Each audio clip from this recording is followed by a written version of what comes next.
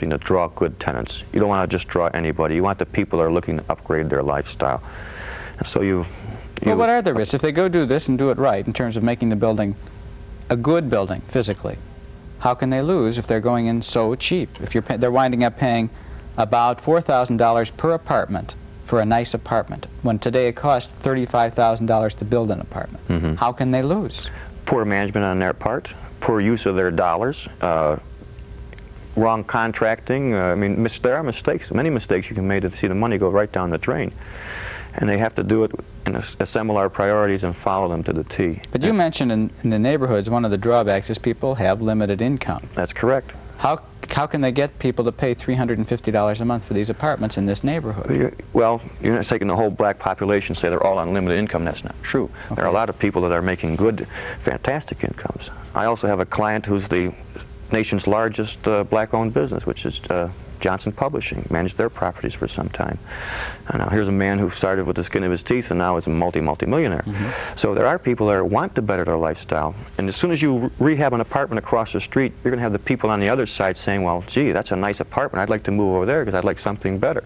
There are plenty of people out there willing to upgrade their lifestyle and pay extra dollars for good housing.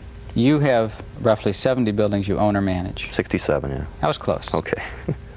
Why is it then you don't do with your buildings what these two black brothers are going to do to this building and upgrade your buildings so that you attract the higher dollars and tenants of a higher income class? We are, on a selective basis. Not every property is a candidate for this, because if you've got 3 or 4 blocks and you're the best building on the block, by the principle of regression, you're going to be affected by the balance of the buildings. There's no sense spending money and making yours the cream of the crop when the whole rest of the block community is not going along with your program. That would be throwing bad dollars away. You've got to be selective and pick the right location. You know, it's the oldest story in real estate. Location, location, location. I throw in timing there as another added factor. You have to be selective on how you do this.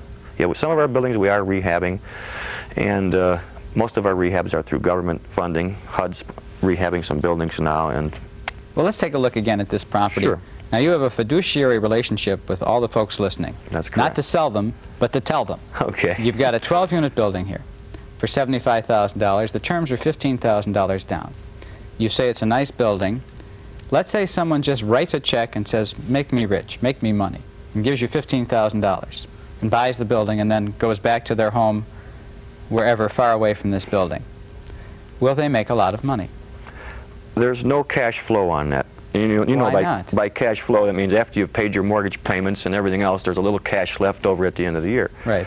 Because of the fact that you'd have to spend a few dollars right now and upgrade the rent, upgrade the cosmetics of the building, make it more attractive, and raise the rents. Now, well, let's say you do 30-year tenants is good, but it's also a problem that people have been there 30 years, and when you try and raise their rent to the maximum, you're going to lose a few of those 30-year tenants, and they're older tenants. What about the ethics of that? Is that hurt you in your heart when you take a person and raise their rent who's been there 30 years? Yeah, I have to admit, it does have tinges of conscience, especially when I see individual cases where they really can't afford it. You know, they're pensioners, and but we know this, for the building to survive, for it to pay its way, and just to be able to survive today in this economy is difficult, even for an individual building, that we have to do it, and we will do our best to relocate them into some other form of housing that would be fit there. So this deal isn't really per se terrific, and it's not like a license to print money, even though it's so cheap. No, from cheap to $75,000 is probably the price of an average new house today.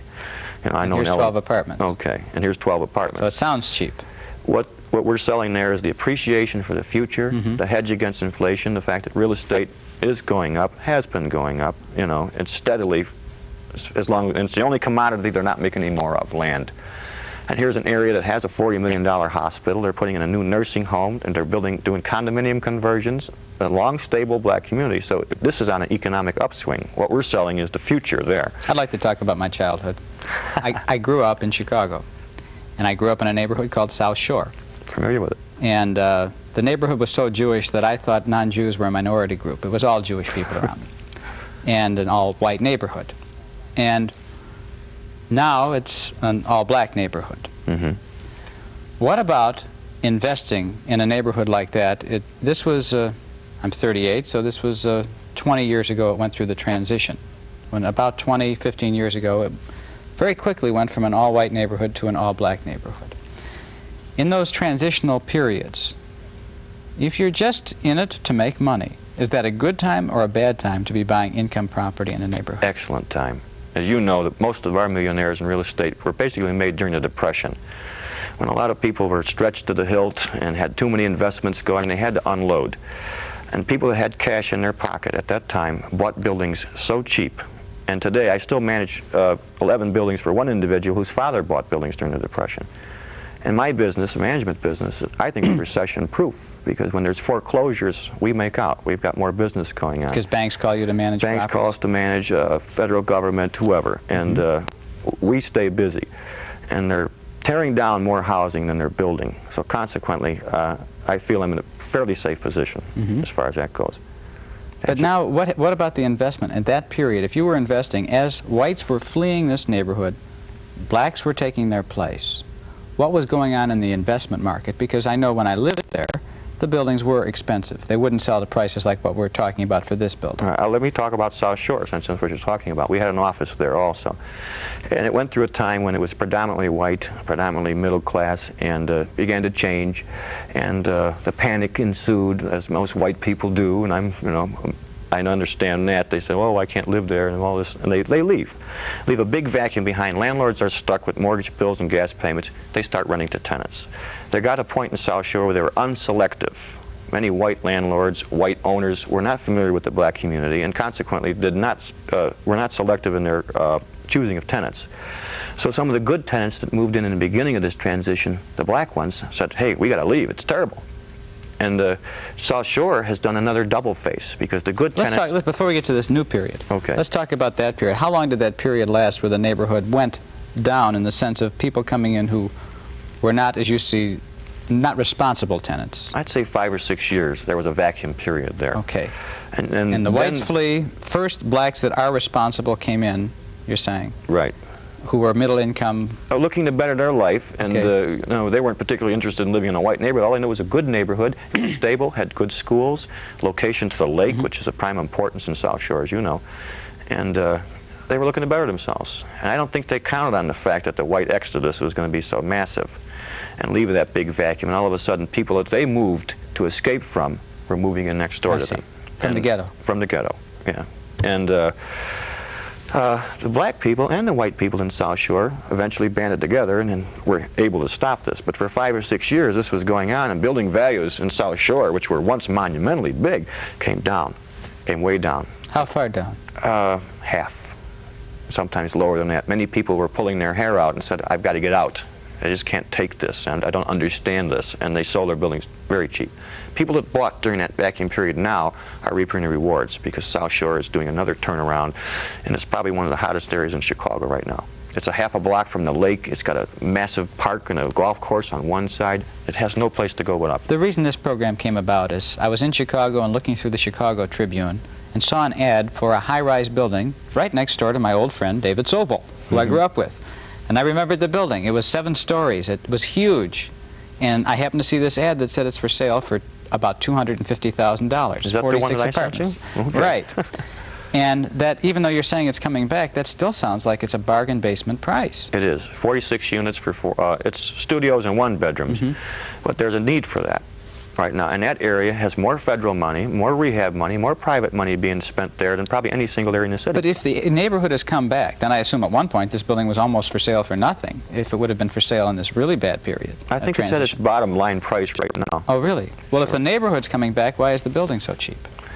This particular owner was willed the properties through his father's demise, and has found himself stretched to the limits. He has 4 other properties, and it becomes you have to let something go. Well, why isn't, if it's so cheap, why don't you have 20 offers? Well, I have a couple. We've been showing the building steadily, and I think the weather was a critical factor here, because a lot of people don't venture out, and timing. But we've had 36 responses on that after 1 week's advertising in the paper, which makes me feel good. But then people call and find out where it is, and they think, well, this is a tougher neighborhood to be a landlord in than I thought, and they probably don't follow through, right? Oh, surprisingly enough, Dick, we have an equal amount of black and white investors looking at it. And a lot of the investors, white investors, are from the suburbs, which surprised me. A number of doctors, a couple lawyers, and there is a tremendous interest out there now. I think the 82 is going to be a good year as far as... I still don't feel satisfied here. You're telling me the neighborhood's coming back, the tenants who make a neighborhood bad, be they white or black, who don't pay their rent, who don't have good living habits or whatever, are being pushed out of the neighborhood and being replaced now by what you'd call upgrading of tenants. Right. That's accurate. And yet this building's at the cheapest price it would have been in the last 20 years. Mm-hmm. That doesn't compute to me. Okay, well, one of the critical things that's causing this displacement there is condominium conversion. It's been very active in this area. We're taking a 26, 34, 46 unit apartment building and converting it to condos. Mm-hmm. Owners, 46 owners. I think that whole ownership entity is what's causing it. The reason this building hasn't sold like that is because he didn't have it on the market just for this past week or two. It's got studios.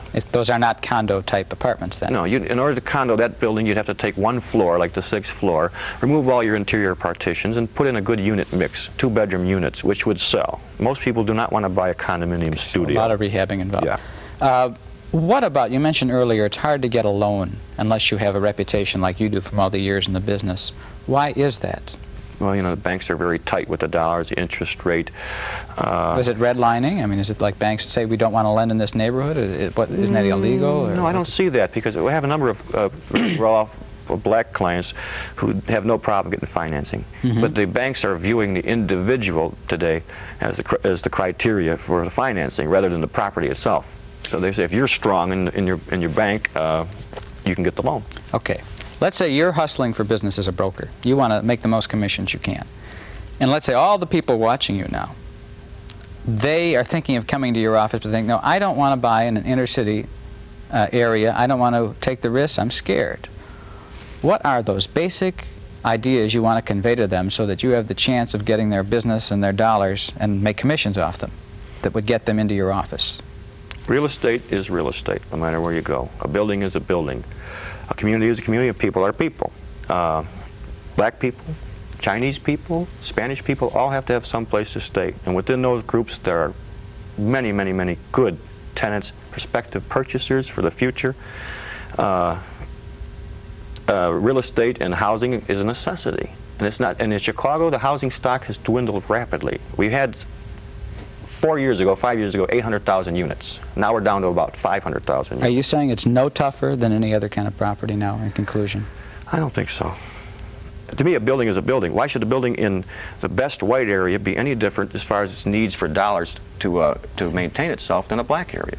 The difference is in the black area, you don't have the economic draw from the tenants. Okay. As I hear it, you've said a lot of different things that really allow me or the people listening to draw their own conclusions about the difficulty, but I think you've helped clarify what is kind of a mysterious area to most people who wonder about it. And Raymond Pace, I'd like to thank you very much for sharing your experiences and your knowledge with us. And I hope you'll be joining us on the next edition of Inside Business Today.